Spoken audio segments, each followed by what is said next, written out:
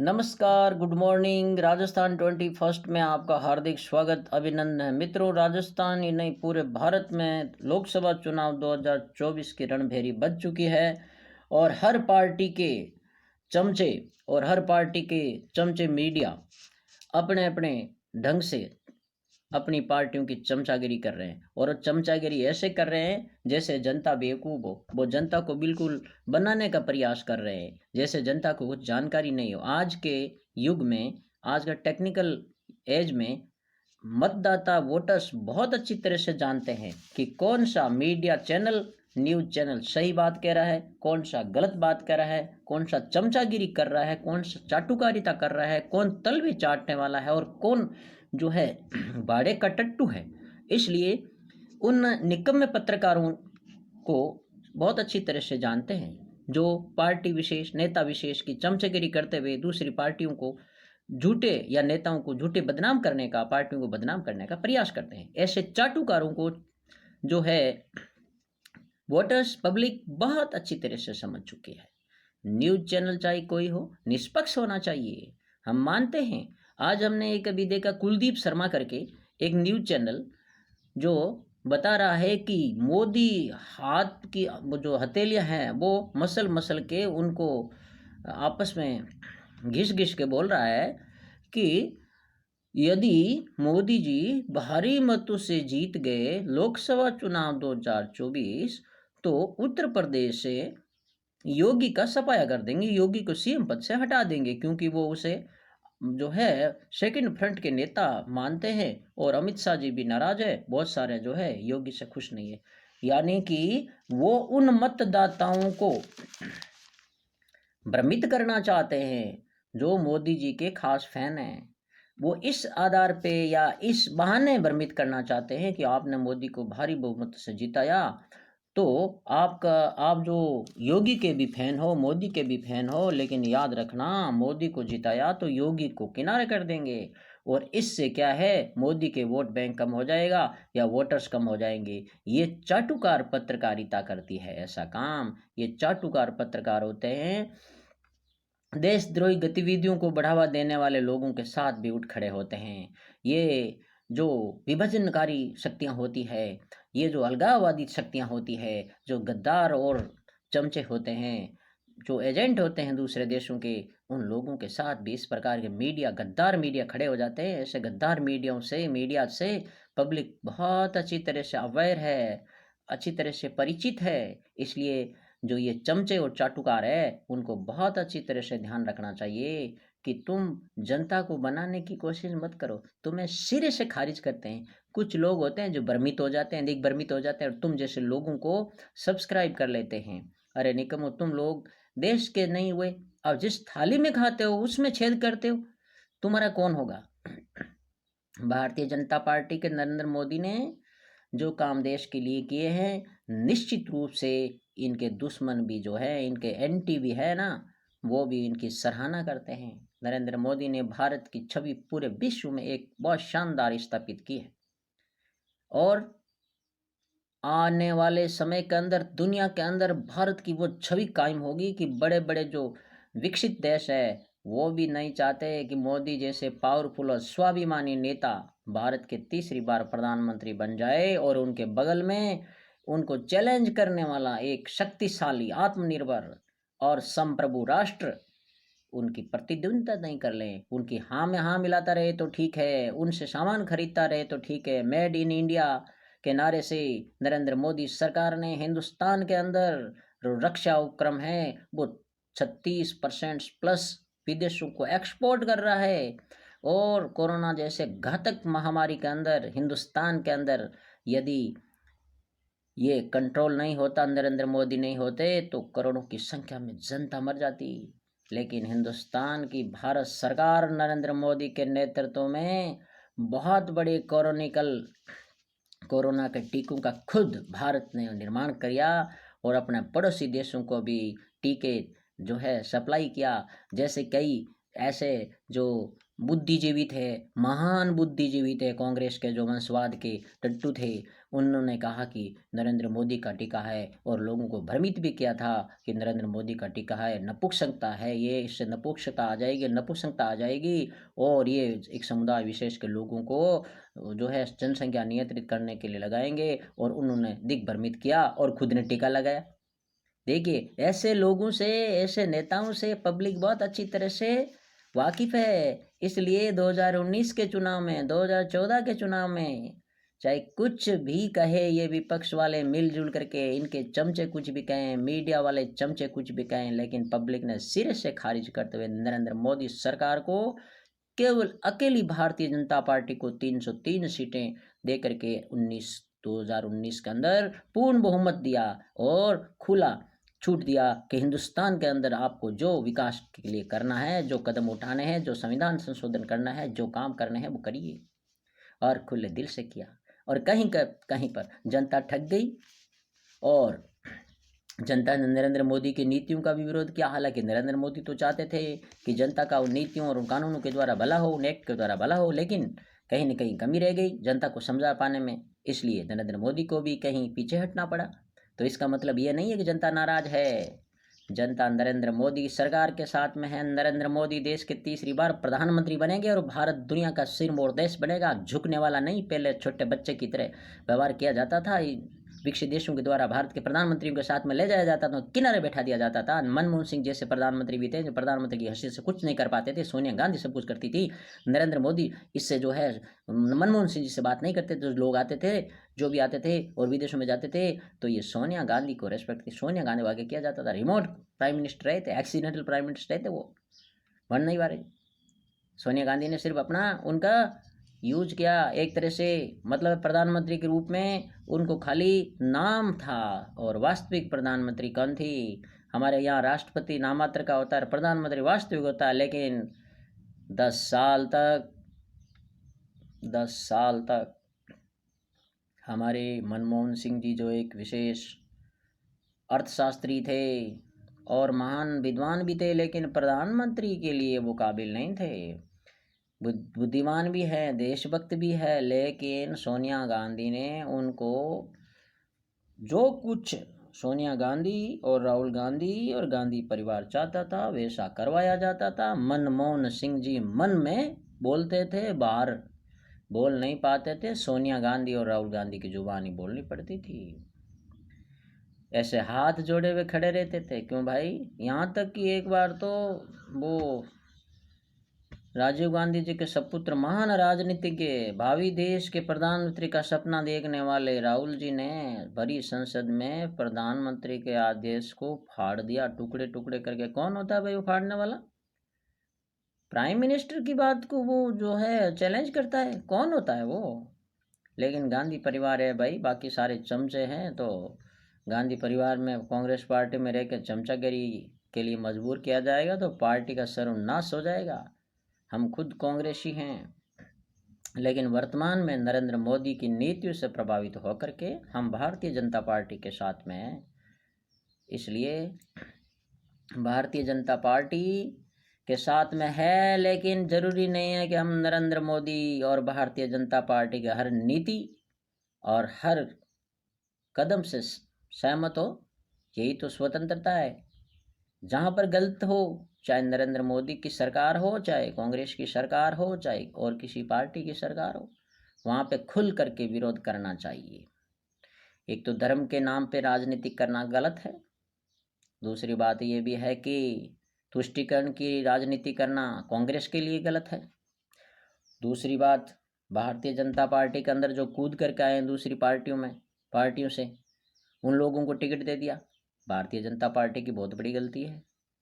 Bharatiya Janata party के लंबे समय से जो कार्यकर्ता सेवा करते आए हैं, लंबे समय से पार्टी के लिए काम करते आए हैं, समर्पित भाव से सेवा की है, बावजूद इसके उनको दरकिनार कर दिया।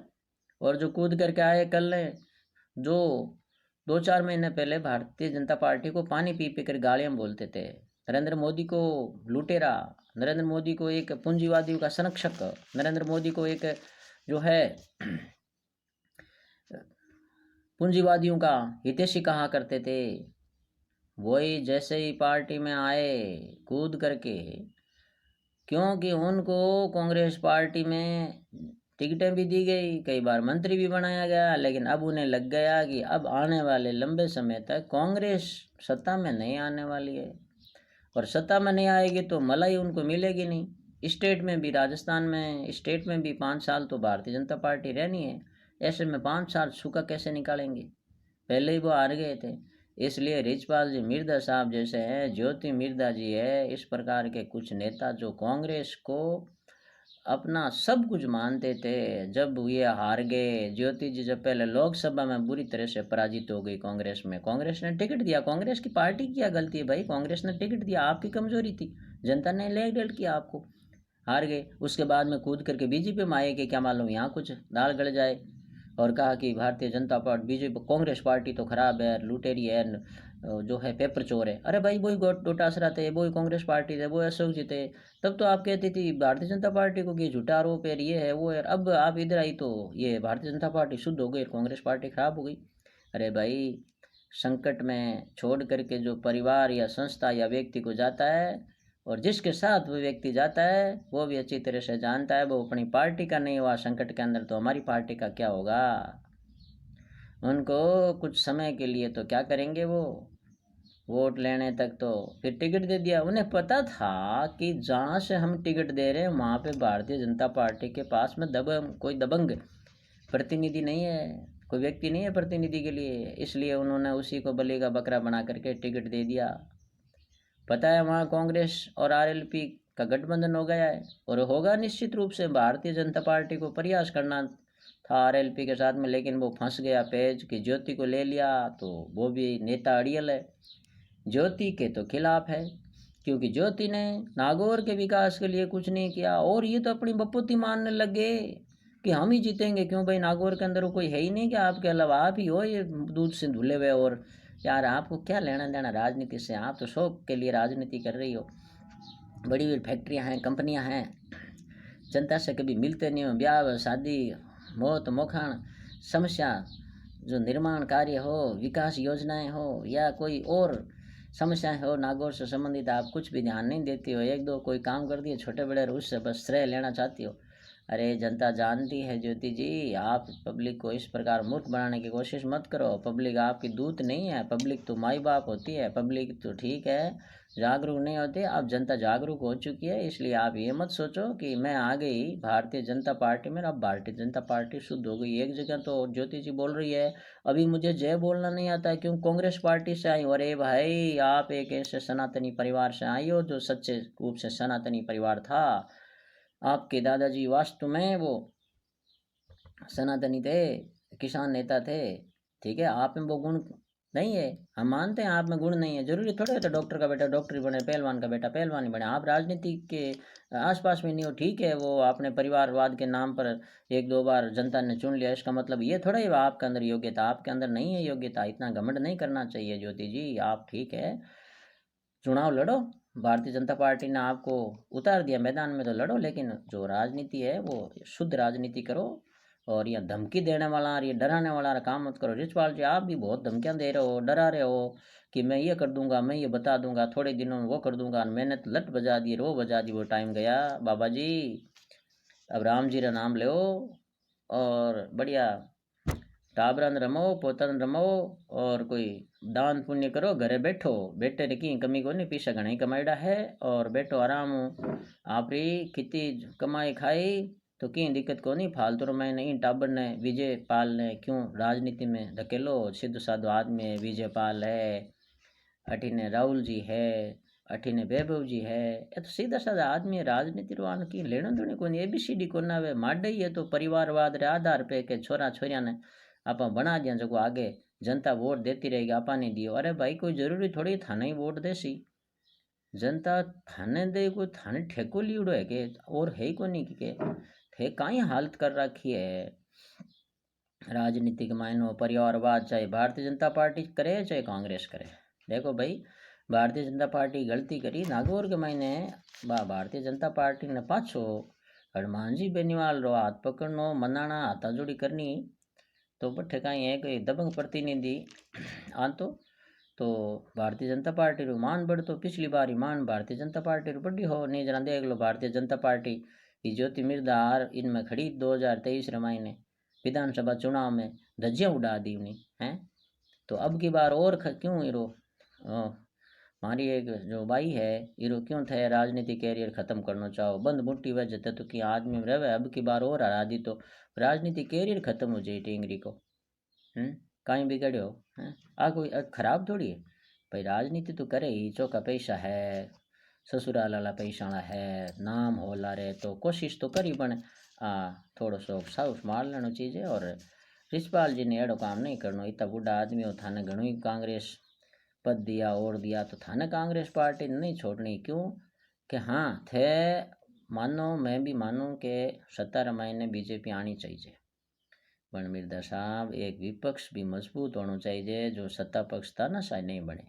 इन वास्ते कम से कम ज़्यादा नहीं तो 100 125 150 सीटा तो 100 सीटा तो कम कम कांग्रेस और कांग्रेस गठबंधन नहीं बने जो कहीं तो विपक्ष मजबूत हुए, नहीं तो विपक्ष तो समट जाए जाना पचे बोली कौन विपक्ष में पच बाई हुई 1967 में पहली जो कांग्रेस पार्टी एक दल प्रभुत्व वाले बहुदलीय व्यवस्था रो पालन करवाती नहीं वो ही जाए अब एक दलीय प्रभुत्व वाली बहुदलीय व्यवस्था इन वास्ते। हाँ हम अनठा है कि भाई नागौर के मायने तो चाहे 24 की 24 राजस्थान में सीटा जीत ले, 25वीं सीट लाली बार जो गठबंधन जीती अब कई गठबंधन RLP रो जो को सुप्रीमो लाली बार जीत्यो बंदो वही जीती, चाहे ना करो चाहे एडी रो चोटी तई जोर लगा लियो की नहीं वेला अठ तो जीती एक ही आदमी और नाम RLP वालो है जो काई नाम हनुमान जी है बेनीवाल वो ही बंदो जीती। अरे बंदे में दम है, सब चावे। अरे मैं तो आज जगह जगह इंटरव्यू देखियो बंदो राजपूता को काम पहली करे, जाट को काम करे, दलित रो काम करे, सगला को काम करे, किसो आदमी घर आ गयो जगह न ओढ़ो कौन देवे।